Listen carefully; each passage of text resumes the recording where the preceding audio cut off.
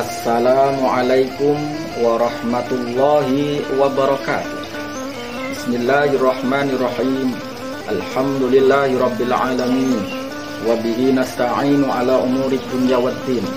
Wassalatu wassalamu ala asyrafil anbiya'i wal mursalin sayyidina wa maulana Muhammadin wa ala alihi wa sahbihi ajma'in, amma ba'du.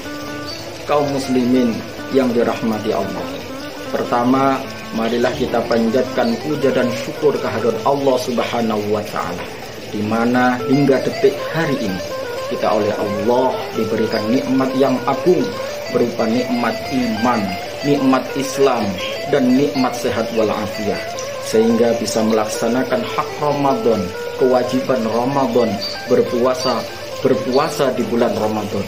Mudah-mudahan puasa kita diterima oleh Allah dan syarat akan manfaat barakah fid dini wad dunya wal akhirah. Kedua kalinya, sholawat dan salam marilah kita haturkan kepada junjungan kita Nabi Agung Rasulullah Muhammad sallallahu alaihi wasallam.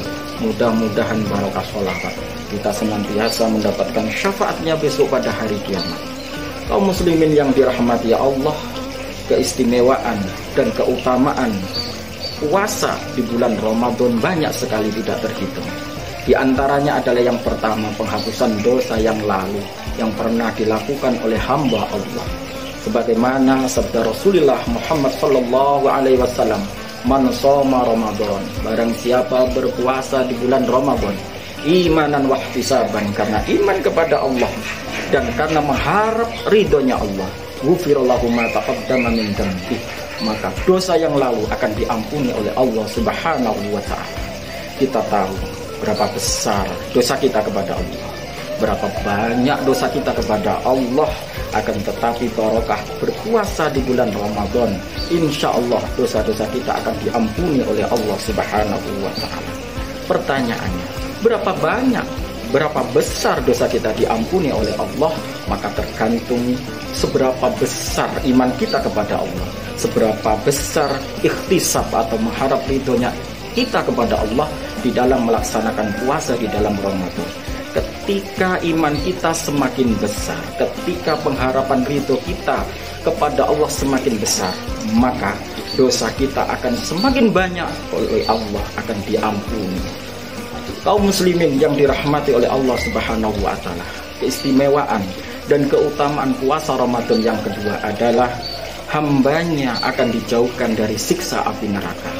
Rasul Muhammad sallallahu alaihi wasallam bersabda, "Ma min 'abdin yasumu yauman fi sabilillah."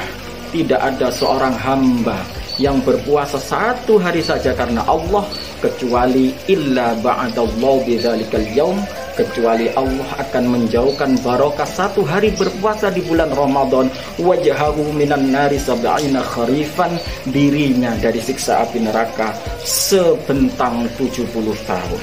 Kita tahu bagaimana siksa api neraka sangat dahsyat. Bahkan paling ringan-ringannya siksa neraka adalah seseorang jika masuk neraka dan memakai sendal-sendal neraka, apa yang terjadi?